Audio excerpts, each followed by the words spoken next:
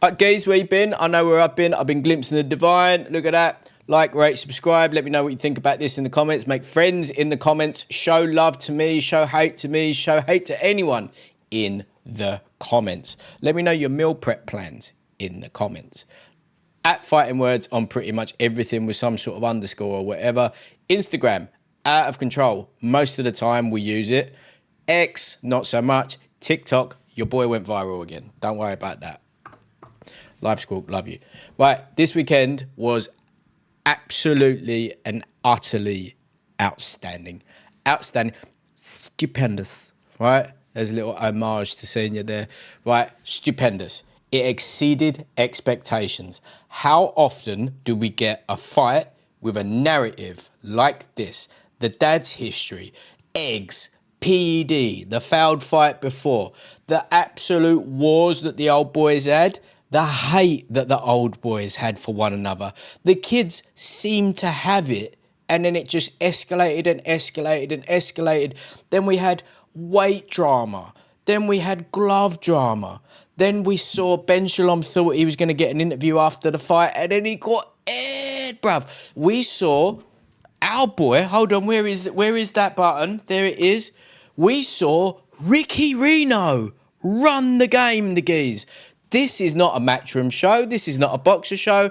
This is a ring show. You did not see the Goblin King without the Ring Magazine belt. Every single place that you saw my boy, he was there giving it huge. Shout out Reeno. Kind of am a little bit obsessed with you, mate. Love you. Really, really think that you and I should maybe schedule in a G-Meet or a FaceTime or whatever. But anyway, this fight was out of control. Second one, ding, ding, war. And that war continued until the very final bell, right? It was clear to everyone. Like, I don't want to hear Conor won. Like, it was clear 8-4, like, Eubank. And that is not a diminishment at all on Conor's performance. Conor fought out of his skin. I didn't know Conor had that in him. Eubank didn't know that Conor had that in him. He absolutely and utterly smashed it. The geezer's grown a chin. We all saw him get absolutely bashed up by some French geezer years ago. That's gone. Do you know what? I can't wait to like heckle Dens because I hear that like, Conor was bashing up all the sparring partners. Shout out Dens, love you, boy. Anyway, right, that fight was crazy. Now, let's be very, very, very, very open and an homage to our own, the Crows, Sweet Sammy J. How WWF was it when we saw Eubank Sr appear? We all went, ah! Who knew that was going to happen? Apparently everyone did except for us. But shout out Eubank Sr. He made it, and he really, really, really deserves all of, it's just his star power is out of control, right? He's famous, infamous, whatever you want to say. He's a sporting icon. He is a national treasure, right? The fight itself, as I said, was nuts. I don't think I was gonna, the thing with Eubank Jr is after the beefy thing, you're just like, well, the chin might be gone.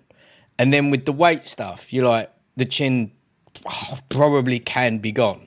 Conor, Conor's often off balance. He throws a good right hand, but he has to really, really collect himself afterwards, right? I didn't think we would see Junior wobbled as many times as he did. And arguably, I don't think we saw Conor wobbled anywhere near as bad as what we saw Junior. Junior took some licks in that fight. Them boys put it out there, right? As we said, from the watch party, look, 65,000 people tuned into the watch along. See you in July, right? From the crowd, it wasn't even close, right? Everyone just saw Eubank winning round after round after round. Volume, the jab was spearing. For some reason, the jab went out the window, and I don't know if he got a little shout, and it's like, look, we need to make this way more exciting, but it was exciting. Name me a better fight. This fight of the year, right? And I know we're only in April. What is going to surpass? I don't want to see what surpasses that this year. Maybe the rematch does, maybe it don't. Maybe they do the rematch. That's what I want to talk about now, though, right? So they have to do the rematch. Not just because Mr. Ali Sheikh is going to say, hey, like, Habibis, we're going to make absolute bank. I want to know what the pay-per-view numbers were for that. But they have to do that because... who should we start with? Should we start with Conor, right? Conor goes back down to 147. He has the highest profile he's ever had, and he is a huge name with a giant promoter in the UK, but internationally not known. Welterweight is probably the weakest I've seen in quite a long time. You got Boots. Obviously, Boots is sensational. Mario Barrios gets beat up by everyone. I don't know how he's a champion. I'm not being disrespectful to him.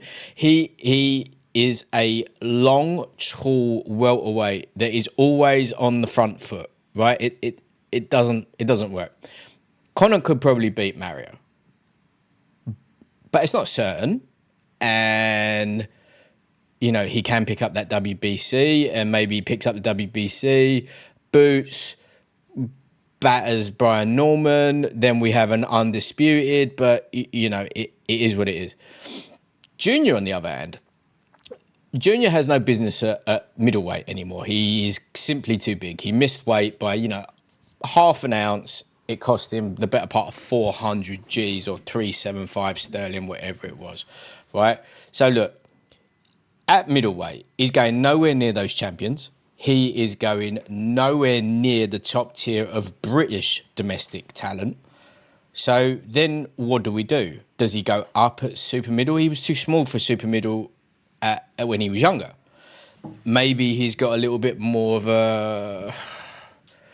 Maybe he can fight Skull after Canelo levels him. But look, there was a thing the other day that Canelo is versus Eubank Jr is going to be mandated for the WBC at super middleweight. And like, let's be honest, there's a picture right above my shoulder of Amir Khan leveled with Canelo looming over him, praying to Jesus that Amir's okay.